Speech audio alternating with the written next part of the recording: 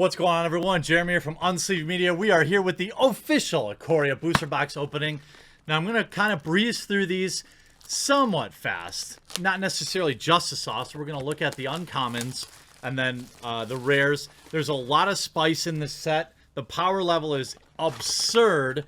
Oh, I didn't even know there's box toppers in here. I didn't know. I did not know. Okay, so there are box toppers must be in all booster boxes. I did not know that. It's been a while. Be kind. Please rewind. Now, 36 packs. Now, if you saw my insane fat pack opening, you'll know that I got a little bit of that spice back, but there's a lot of pulls here. There's Space Godzilla. We've got, I mean, just some really, really expensive cards in the Mythics with the alt art, $17, $42. There's Fiend Artisan at $20. Sorry, I want to sort these by high to low. Batra, the JP alternate art, I don't think we can get that in the box toppers, but there is some real spice. Moth was a $30 pull. The cost of a booster box for me is about $85. So it's much more difficult to live the dream of breaking even or even making money on a booster box. But the only time you can really do that is right when a set opens, when the prices are the highest. So let's take a look at what we have in our box topper. Dun, dun, dun, dun, dun. Oh boy, we got the beautiful Biolant Plant Beast, $25. $25. We just paid for a fourth of our booster box right there. Sick. If I were a fish, I'd be a cichlid. All right, here we go. So I've been drafting this a lot. We got Swallow Hole, Easy Prey, Lead Stampede, and the Ozolith. Not a bad pull.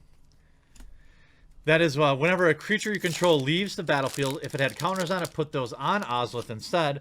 At the beginning of combat in your turn, if it has counters on it, you may move all counters from that end to a target creature. So essentially, you can save your counters if you're playing that kind of a deck. We've got Slitherwisp, a 3/2 for 3 with Flash. Whenever you cast another spell that has Flash, you draw a card and each opponent loses 1 life. And we've got a foil rare already, Yadaro, Wandering Monster, 7 mana, 8/8 with Trample and Haste. Probably not the most insane foil rare you could have got. I don't see the actual card anywhere near the top of the list. I mean, it is a 8 mana card, so you know, maybe it'll see some play in some EDH deck, and EDH Bling Lords will show up and bring the reign of Kashan, but we probably missed on our foil rare there. Charge of the Forever Beast, Polywog, Shark Typhoon, 6 mana enchantment. When you cast a non-creature spell, create an XX blue shark creature token with the converted mana casting cost. With the card's converted casting cost. Also has cycling. When you cycle Shark Typhoon, create an XX blue shark token creature with flying. If you pay the X with cycling. So what do you guys think of? Oh! Pulled our first mythic, Luminous Broodmoth, a 4 mana 3/4 with flying. Whenever a creature you control without flying dies, return it to the battlefield under its owner's control with a flying counter on it. Absolutely spicy. And then we've got a foil Sonorious Howlbonder. Menace is a theme in this set. We've got these alt art, Majestic, Aracorn, Mystic Subdual, Heartless Act, and Death's Oasis. That's enchantment, Orzhov enchantment, or Abzan, I mean. Whenever a non-token creature you control dies, put the top 2 cards of your library into the graveyard, then return a creature card with a lesser converted mana cost than that creature died from the graveyard to your hand. A lot of value. Lot of value. Neutralize, Trumpeting Gnar, Boneyard Lurker, that looks awesome, and Mythos Vadrock. These often wheel and draft. They have a whole like cycle of these. This one deals 5 damage divided as much as you choose between target creatures and or planeswalkers. If you pay the 2 colorless with a white and a blue, which means you have to pay white, blue, and double red, until your next turn, those permanents can't attack or block, and their activated abilities can't be activated. In draft, it's a 4 mana, 5 damage spell, sorcery speed, so it's not that great. Reconnaissance Mission, Duskfang Mentor, Dire Tactics, and Franland Feldahar, 4 mana, 3/5 with Vigilance, giving your other Vigilance creatures a little bit of extra value. There's a ton of removal in this set. There's some big beasties, but then there's just an abundance of removal. Momentum Rumbler, Primal Empathy. I love playing this card. I love playing blue-green in draft. Blue-green morph. And then we've got Hunted Nightmare, a 3 mana, 4/5 with Menace. When it enters the battlefield, target opponent puts a Death Touch counter on a creature they control. Still a worthwhile drawback. You know, you give one of their creatures Menace, but you jump way ahead in curve. You know, for 4/5, for 3 mana, you get a 4/5. You're normally playing that on at least turn 4, maybe even turn 5. Oh, this foil is going to look beautiful. Keensight Mentor, Footfall Crater, Barrier Breach, and another Mythos card. 4 mana, each player chooses an artifact, creature, and enchantment, and Planeswalker then sacrifices the rest. A foil rare Curb Warden. That looks absolutely sick. That looks sick. Or Cub Warden. Sorry, Cub Warden. By the way, that's 2 foil rares in this box. Quartz Wood Crasher. A 6/6 for 5. Again, that power level push is insane. It also has Trample and several other funsies.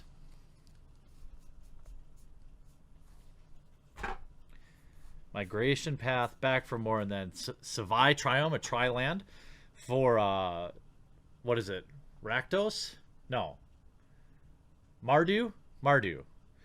Red, white, black. It's been a while. And a foil Sanctuary Smasher.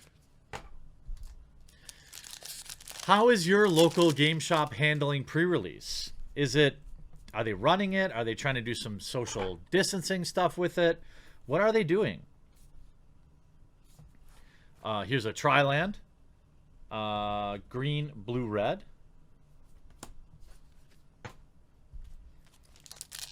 I don't know if my LGS is doing pre-release, not that I could attend even if I wanted. And believe me, I do. Wizards, please unban me. It's time. I've served my time. Stormwild. And then we got the unfoiled version of Yudaro. 7 mana, 8/8 with cycling and trample and haste. And when you cycle this creature, shuffle it into your library from your graveyard. If you've cycled a card named this 4 or more times in the game, put it onto the battlefield from your graveyard instead. So, you know, if you're playing red-white cycling, and that's a thing in draft or sealed, it's more likely you've cycled it more times in draft, especially if you have multiple copies, obviously. Clash of the Titans, Dire Tactics, Arca Plagor, and Gyruda, Doom of the Depths. A 6 mana 6/6 with Companion, and when it enters the battlefield, each player puts the top 4 cards of the library into the graveyard. Put a creature card with an even converted mana cost from among those cards onto the battlefield under your control. By the way, I don't like that mechanic. I don't like the even and odds mechanic thing. It's needlessly complicated. Am I being an old fuddy-duddy? I just think that you were desperate to find something that these cards could do extra. And the whole even and odd... I don't want the freaking number of even or odd converted mana cost cards I run in my deck to ever factor in. That just seems like such a weird thing. Genesis Ultimatum. We've got a 7 mana. Look at the top 5 cards of your library. Put any number of permanent cards from them among them onto the battlefield. The rest into your hand. Exile the card. What are some of the... I mean, Fiend Artisan is obviously what we're looking for here. You know, Kinan, Bonder Prodigy, Lura, Stream Den, Luminous, Brood Moth. We already got that, but we didn't get the extended art. But it's still... That's still a $10 card. Right now, anyway. A lot of mythics early on before the set's release, that's what they're worth. They're at their most of them are at their all-time high before the set ever releases. Valiant Rescuer, Wingspan Mentor. Oh, beautiful. Beautiful. We've got the alt art mythic. Let's see. I can't even read it. Illuna, Apex of Wishes. I'm curious if that is a spicy card or not. It might not be. It is a mythic, of course, but I don't know. I don't see it anywhere. That's odd. An extended art mythic edition card that's not worth at least $5? That seems so odd to me. That really seems odd to me.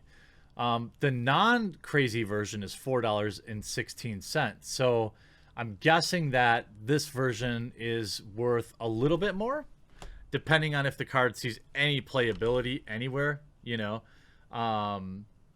Illuna, Apex of Wishes. Let's see. I don't know where... I'm so surprised that it's not in here. Illuna, Apex of Wishes is $4, but that can't be the... Where is the, you know, the other? It's a $10 foil. That's so strange. Illuna. Apex of Wishes. Showcase, maybe? Is that what it is? That is the showcase. $20. I think that's the showcase. That's a $20 mythic. I think. That's another insane pull. We're actually getting close. We're actually getting close to I don't know. I actually don't know. It might be $2. I think it might just be $2. I think it's $2. Ah. Well, poop. It looks cool. The foil, I think, is $20. Yorion Sky Nomad. I think the foil's $20. Why would that be worth less than the regular one, though? That seems so odd. Maybe the comments will tell me. Oh, there we go. There we go. Now we've got a Ryle, the Everwise. Another very spicy mythic. This is in the... well, the extended art, anyway, is very spendy. This is still a nice little $5 bill. Still learning the prices. I'm not loving how hard it is to kind of like... As I open more of this, I'll know off the top of my head, oh, this is a showcase or this is a whatever. Skycat Sovereign, 2-mana, 1/1 with flying. It gets 1/1 for each other creature you control with flying. And then you can play 4, create a 1/1 white cat bird creature token with flying. That could get very out of control in a blue-white flyers deck.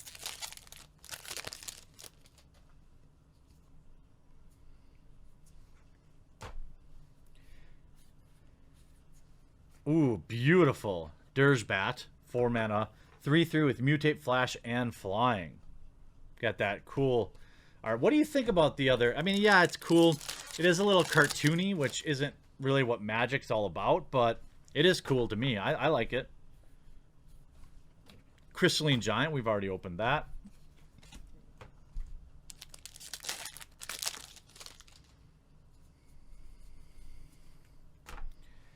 Rooting Moloch, okay. Unbreakable Bond, and then Dirgebat, we've already opened that. I don't think I'll read them the second time they come up. Just, you know, I don't want videos to be 20 or 30 minutes long. People, that's not what people want anymore. Fight as One, Ivy Elemental, Ominous Seas, and Dranith Magistrate. This box is turning out probably just okay, unless that other card's actually worth 20 and not 2. I don't know. I'm not going to make you all wait while I look.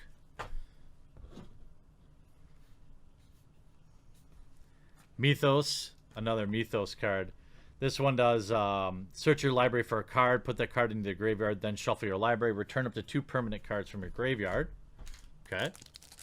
So tomorrow, I think what we'll do is we'll do our own little pre-release kit, and then we'll do a booster box, just the sauce, and then we'll do a fat pack, just the sauce. Zagoth Triumph, Triland, another foil rare. Okay, alrighty, another foil rare. There's a lot of foil rares in this box. Have they increased that number? So many foil rares.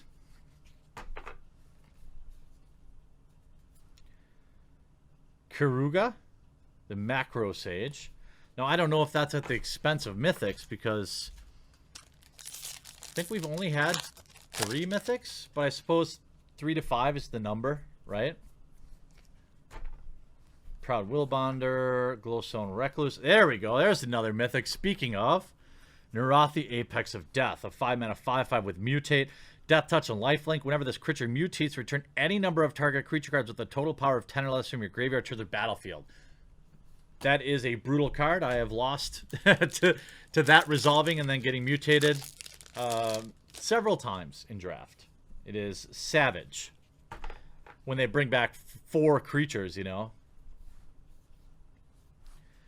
He's in Datha Triumph, a tri-land, tricolor land.